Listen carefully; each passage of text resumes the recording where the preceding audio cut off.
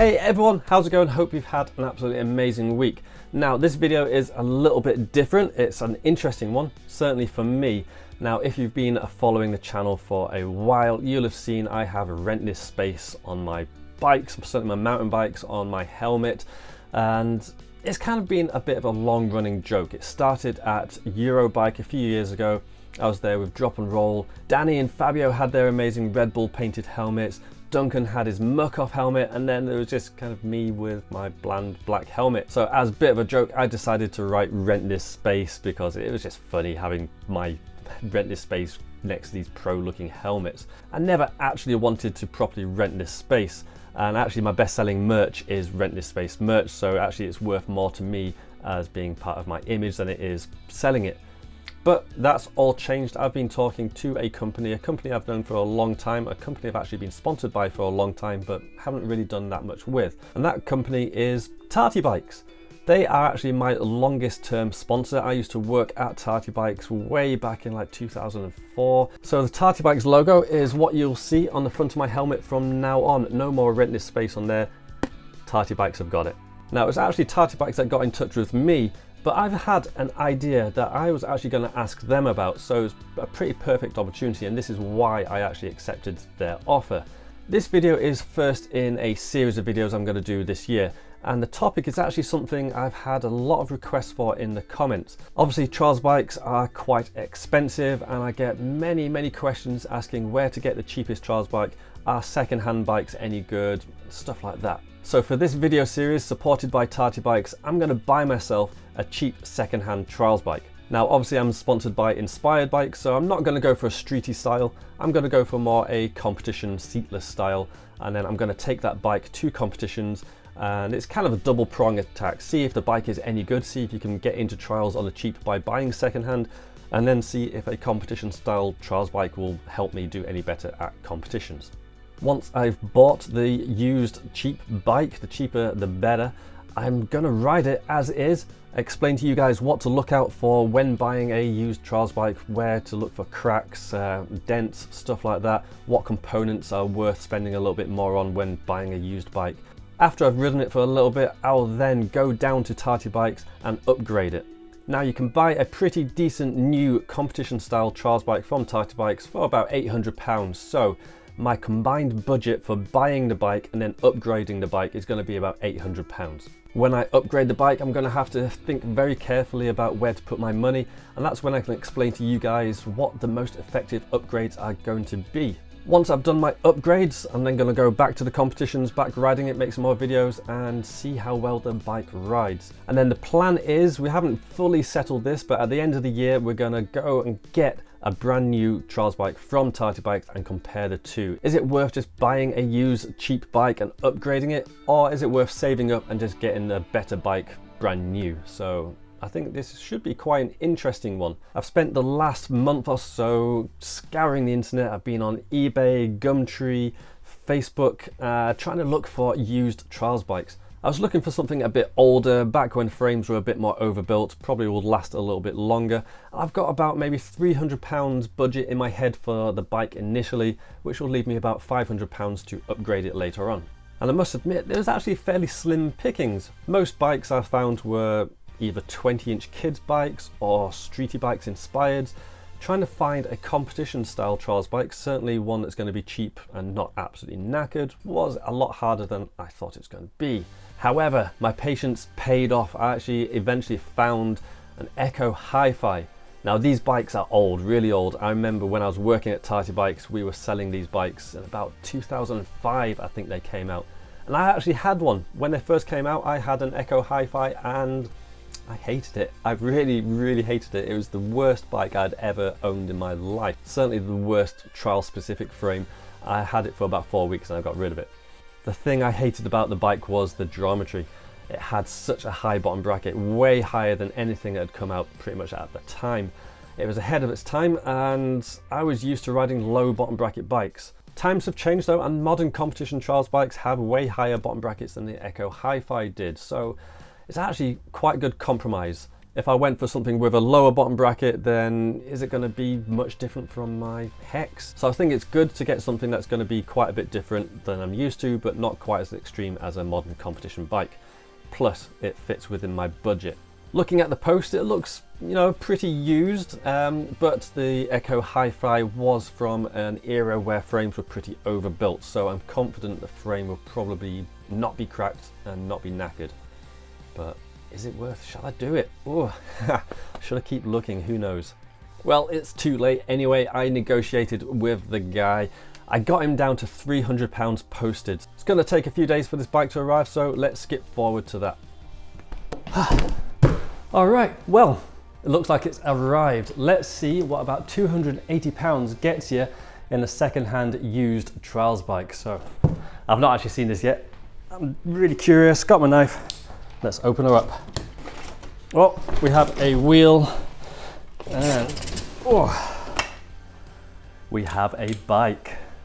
Now I've got to give credit to the seller for getting this bike to me so quickly, but there's not much padding on this, so I'm gonna quickly build this up and see where we stand.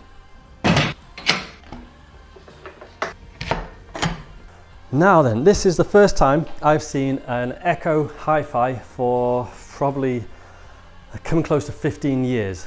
Now my first impressions of the bike is, yeah, it's well used. Now in the advertisement, the guy mentioned he had kind of polished the frame. Now that could be a bit of a red flag. Obviously you want your frame to be in as pristine as possible, and if someone's been modifying it, yeah, you never know exactly what they've been doing. Now looking at this, yeah, I can kind of see where he's been at it. It's not the best job in the world. It's certainly around some of the cable guides, he's missed it, and this frame has some really intricate CNC parts. It's going to be really hard to get in there and polish those up. So yeah, it is a little bit on the grubby side. Now, other than just a bit of a grubby finish, it actually doesn't look in too bad condition. Now the down tube does have a few dents on the underside, but you know, that's to be expected, especially of a frame of this age. If you're looking to buy a used trials bike, always check the down tube for dents. Now you're probably going to get a few on there, but you don't want any big ones, as that's where cracks can start from. Likewise, always check the chainstays on both sides, as when you miss a side op, you can really come down on those and scratch them up or really dent them. So again, check those out. Now, one risk with buying used bikes, especially for trials riding, is cracks. Trials bikes get put through a lot of abuse and can crack. Now, one reason I went for the Echo Hifi is this is back in the era where Echo frames were built pretty tough. As far as I'm aware, the Echo Hifi didn't have any particular weak spots. But saying that, most trials frames do have a few weak spots that they usually crack. So always check the join from the seat stays to the top tube. That's quite a common place for them to crack. Up at the head tube, the bottom bracket, chainstay junction, and the dropouts. So if you're looking at a bike, always check these places really thoroughly. And this is true with the forks as well. Always check the forks for cracks. The key places will be above the disc mount, and if your forks have 4-bolt mounts for Magura brakes, these can be a place where they commonly crack. So always give the forks a really good check over. If they snap, it's really bad news. I've given the frame of fork a check over on this, and despite the grubby looks and a couple of small dents, it's actually in pretty decent condition. I can't see any cracks, and it should last me, quite a while. Now the parts we've got on this bike are a bit of a mix. We have some pretty good parts and some not so good parts. There's two key places I would be looking when buying a used bike. Firstly, the drive chain. Trials being such a light geared bike, you put a lot of torque through the drive chain, so you want a decent hub and ideally decent cranks to go with them. Now this bike has come with a Hope rear hub, which is kind of like the industry standard in trials. They're not the lightest, but they sure are reliable.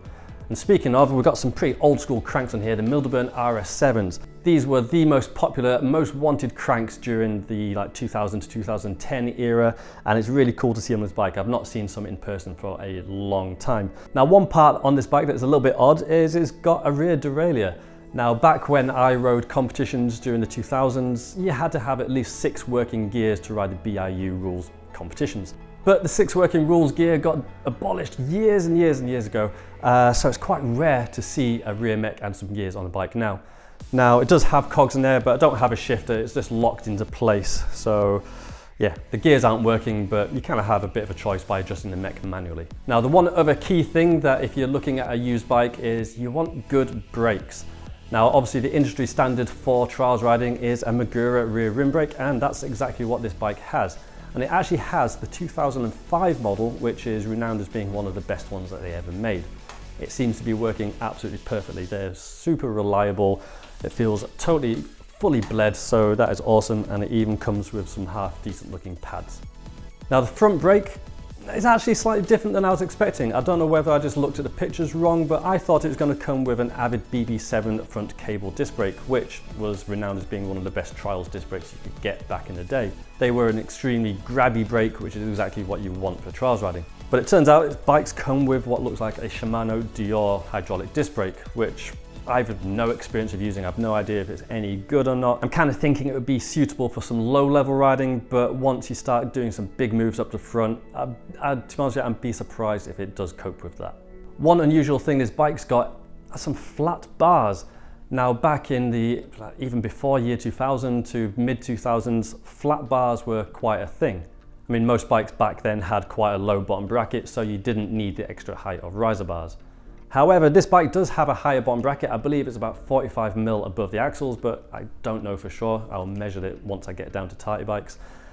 So I'm kind of thinking this front end might be a bit low. Certainly I've had a stand over it, and I think the stem could be being a bit longer, maybe the bar's a bit higher, but we'll have an experiment with that. I don't know whether I'll go high to kind of mimic my streety bike, or go lower and longer to make it more competition style like most people run these days. This frame was designed to run some pretty wide rims, about 47mm in the rear and about 38mm on the front.